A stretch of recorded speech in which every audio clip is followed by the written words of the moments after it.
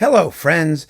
This is Dave Hurwitz, executive editor at ClassicsToday.com, here to shamelessly plug our fabulous Classics Today new t-shirt. This is it. Talent isn't rare, intelligence is. Isn't that true?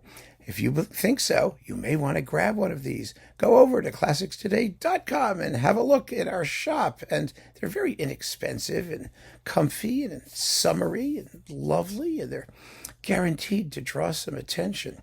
Anyway, enough of the merchandising bit. Here's a wonderful new CD I've been listening to really over and over again, both on my phone thingy, ear plug, whatever you call them, and in real life. Fabulous sonics. It's Shostakovich Violin Concerto No. 1 and a new violin concerto by Earl Manion, if you pronounce it that way, I have no idea, with let's call it Dependent Arising.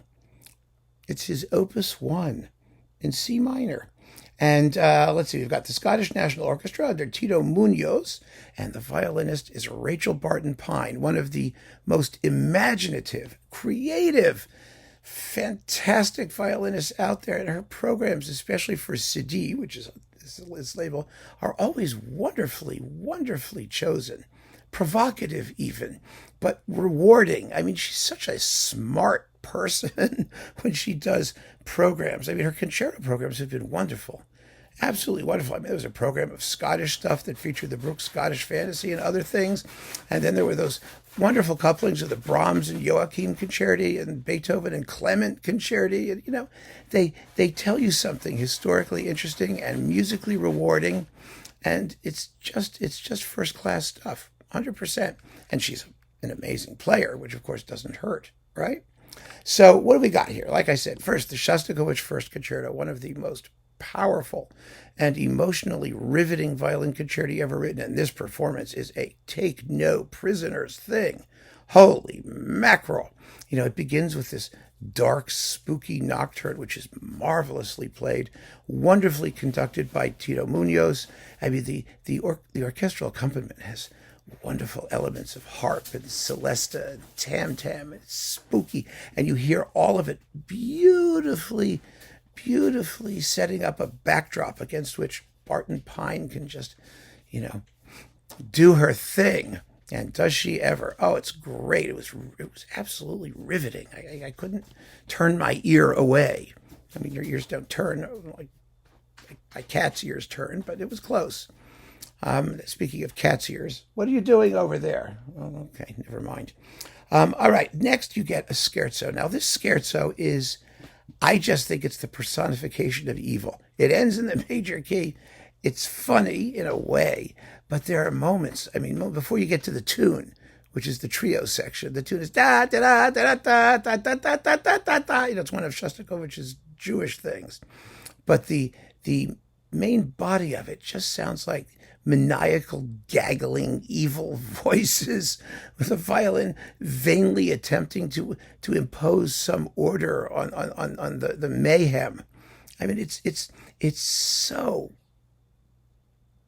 desperately raw and bitter. Oh my God, it's fabulous. Then, of course, the third movement is one of the greatest things ever written for violin. It's the Passacaglia. It's music of complete and utter nobility, purity, in places serenity. It's so heartfelt and deep. I mean, just incredible. It's so easy to follow the theme of the Passacaglia in the bass as it, you know, does its repetitions, over which the violin sings, you know, a different melody, and then there's a chorale, and it's just one of the most amazingly put together things you've ever heard in your life, and it's so sad. I mean, profoundly, intensely sad, but also, I don't know. There's just, like I said, there's nobility to it. It's extraordinary.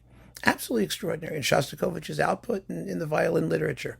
Then you get this crazy cadenza. It lasts like 5 minutes. It's based on all the themes we've heard so far, and it rises to a climax of extraordinary intensity. At which point the finale pops in, and it's a burlesque. It's a burlesque of all the tunes we've heard so far.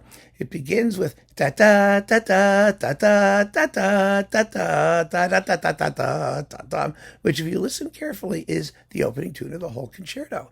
It's the opening tune of the nocturne, sped up considerably, and you get the Passacaglia tune in there, and all this other stuff comes popping in with the violin fiddling maniacally until, I mean, it's one of those pieces, so many concerti have like finale problems. They sort of bog down. Well, not this one, and not in this performance. And you hear the violin beautifully against the orchestra through the whole thing. And I love the way they handle the ending. I really do. It just gets crazier and crazier. And the violin is screaming up at the top of its range. And the very last notes, Muñoz slows down just a hair to give them that articulation, that finality. Boom. Yeah. Wow. It's really, really powerful. Now, next comes Earl Manion's Violin Concerto. Now, this has got all kinds of wonderful problems associated with modern music. It's an interesting piece. I enjoyed it very much. Let's say straight off, it's fun to listen to. It really is. But it has one of those issues that so many contemporary tonal pieces have, which is that it has a title. The title is Dependent Arising, which is completely meaningless. And it has 3 movements. They are somewhat based on the composer's, view of his own Buddhist spirituality, which I couldn't care less about, and which is not, frankly, something that can be expressed in music in any normative way. That is, it can't be expressed in music in a way that you would listen to it and say, aha, that must be the composer's Buddhist spirituality speaking. No, music can't do that. And because music can't do that, you really ought not to give the piece titles of things that music can't do. For example, the opening movement is called Grasping at the Self. Well, doesn't that sound charming? Well, it's not. I mean, music can't do that either. Just call it Allegro Furioso and be done with it, because furious it is. Maneein is a hard rocker who's dabbling in classical composition. He's very, very talented, so it's not an issue. But the hard rock aspects of the music, these harmonic pileups and percussion volleys, and the music's general feeling of anger and revolt. I mean, it's really kind of fun, actually. And the violin playing is just nuts. Oh my goodness, he wrote it for Barton Pine, and it's a showpiece. It's really a showpiece. His handling of large form is a little iffy, and he gets a little carried away with whip cracks or slapstick things in the percussion section and whatnot. But it's okay. I mean, it's a big, bold, splashy, romantic effusion, and I enjoyed it very much. And the slow movement is called "The Crows Already Knew of Your Grief; They Will Carry Him Home." Why not just call it Marcia Funèbre? You can do it in French if you want to make it sound classier. But it is. It's a funeral march. It has beautiful tunes, really some lovely tunes in it, and then some harsher, hard rocky moments in the middle, or heavy metal thingies in the middle.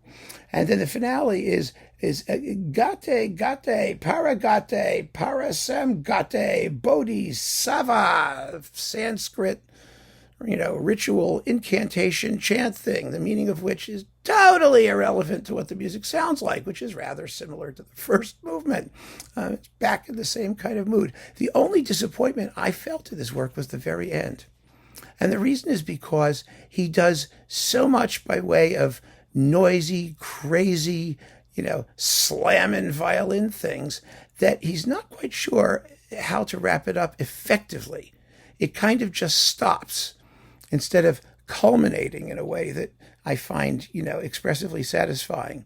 It's exciting. I mean, it's a big, noisy ending. It's actually a wonderful pairing with the Shostakovich, because the Shostakovich, of course, is one of those concertos that has the most raw, nervous energy of any violin concerto ever written. The nerve ends are frayed.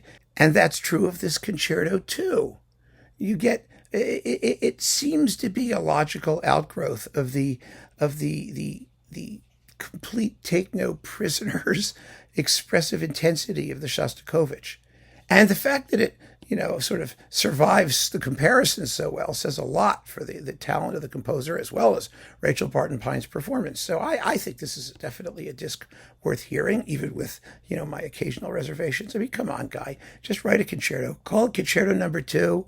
Give the movements simple names and let us all let the music speak for itself expressively. We don't care what your inspiration was. It makes no difference. You're bound to fail if you think that the music is going to somehow embody these things that you're saying. So don't go there. You don't need to. You're good enough. And this performance of this disc is more than good enough. Wow. I love it. It's staying on my walk thing, and I'll be listening to it quite frequently, in addition to at home. So keep on listening, friends. Thanks for joining me. Take care.